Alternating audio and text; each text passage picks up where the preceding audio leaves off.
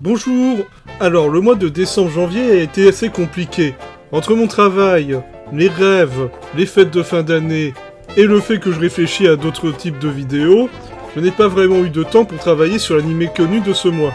Ceci dit, pour ne pas laisser ce mois vide, je me suis dit qu'il serait intéressant de faire une petite vidéo où je dirais vite fait ce que je pense de quelques animes plutôt connus, films ou séries. Voilà, dites-vous juste que c'est pour patienter en attendant d'autres vidéos sur ma chaîne, mais si ça vous plaît et que vous voulez savoir mon avis sur certaines séries, je pourrais faire d'autres vidéos de ce type.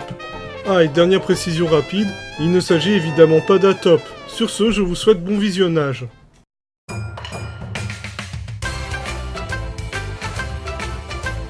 Beck.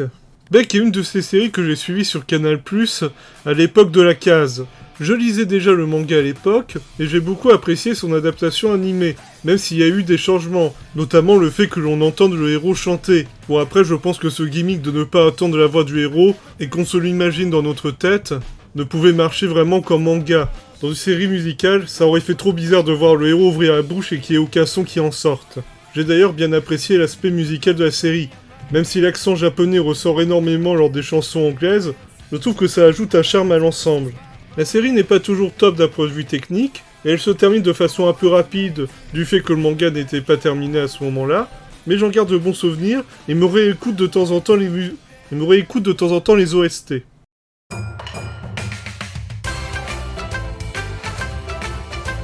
Castlevania. Si je suis fan des jeux Castlevania, je ne suis pas très fan de la série Netflix.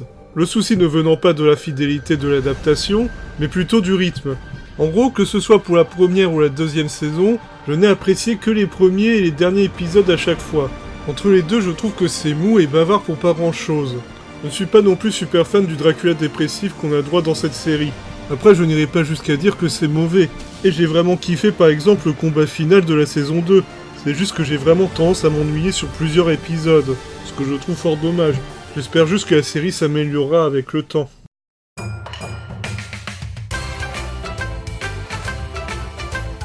High School of the Dead. Alors, ceux qui suivent ma chaîne depuis le début ont dû deviner que je ne suis pas forcément un grand fan de High School of the Dead. Et cela vient clairement plus du fond que de la forme. Car d'un point de vue technique, la série est vraiment réussie. Que ce soit au niveau de son design, sa mise en scène ou sa réalisation. Je trouve qu'il n'y a vraiment pas grand chose à reprocher sur ce point-là. Mais j'ai vraiment du mal avec sa narration. Déjà, je trouve qu'il y a une dissonance dans cette dernière. La série se prend énormément au sérieux, que ce soit par les monologues du héros, les situations mises en avant, ou son atmosphère. Et à côté, elle sort des éléments que je trouve complètement stupides, comme le fameux tir du sniper, ou cette maudite infirmière. Et tout ça dans un but humoristique. Alors je n'ai absolument rien contre l'humour dans les histoires de zombies, il y a plusieurs œuvres qui font ça très bien. Mais il faut savoir le doser. Parce que par exemple, quand on passe un premier épisode qui te montre l'apocalypse, où le héros finit par tuer son meilleur ami avant de terminer sur un monologue bien sérieux, et que dès l'épisode suivant on a le droit à ça... C'est embêtant alors. Bah on se demande si on n'a pas changé de direction narrative entre temps.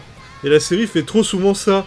On passe de longs moments très sérieux, et d'un seul coup, on a un gars qui semble venir d'une autre œuvre. C'est, comme je l'ai dit, très dissonant pour moi. Et puis il y a les messages véhiculés par la série que je trouve plutôt douteux. Même si pour sa défense, ça vient du manga, et ils ont quand même réussi à en éviter certains. Après, je comprends tout à fait qu'on puisse apprécier cette série en la regardant sans se prendre la tête. C'est juste que ça n'a pas été vraiment mon cas.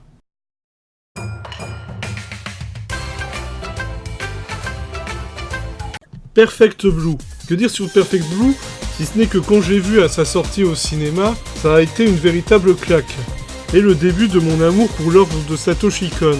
Il faut dire que je suis déjà un amateur de thriller, et je trouve que Perfect Blue est déjà très bon dans son genre. Mais j'aime en plus beaucoup comment Satoshi Kon arrive à nous perdre dans la narration et dans la psyché de l'héroïne. Ce qui fait qu'on a affaire à un véritable thriller psychologique. L'animation n'est pas forcément ce qu'a fait de mieux le réalisateur, il faut dire que c'était son premier long métrage et qu'il avait un budget digne d'un téléfilm, mais je trouve qu'il reste malgré tout très efficace et le regarde encore régulièrement aujourd'hui. Si vous aimez les thrillers, je ne saurais que trop vous le conseiller.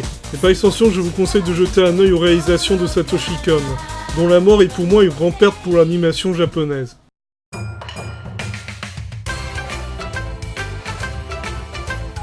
Saseya. Que dire sur Saseya si c'est une série qui me tient énormément à cœur? Au point qu'elle ne doit pas être pour rien dans mon intérêt pour l'histoire et la mythologie. J'aime tout dans cette série. Son univers, son histoire, ses personnages, mention spéciale à Sean, mon bronze préféré, sa musique, ses décors. Bref, j'aime quasiment tout dans cette série. Et pour l'avoir revue récemment, je trouve qu'elle tient encore très bien la route. Alors oui, il y a quelques passages ou dessins qui ont un peu vieilli, il y a des rajouts ou idées qui n'étaient pas forcément bonnes, notamment tout ce qui tourne autour du grand pop qui est un bordel sans nom, mais franchement, en revoyant, je me suis dit qu'il suffisait juste d'un petit coup de polish, comme ils l'ont fait pour DBZ avec Dragon Ball Kai, et ça passerait nickel. Parce qu'en dehors de ce que j'ai cité, la série à mes yeux tient encore parfaitement la route. Mais bon, comme je l'ai dit, je suis très fan de Saseya et son univers, donc je ne suis pas forcément objectif. Mais voilà, il y en a pour qui Dragon Ball c'est leur Madeleine de Proust, moi c'est Saseya. Et ce sera tout pour aujourd'hui. Encore une fois, désolé d'avoir pu vous offrir seulement cette vidéo pour ce mois de janvier. Je vous donne rendez-vous pour la prochaine vidéo, en espérant avoir un meilleur emploi du temps. À la prochaine!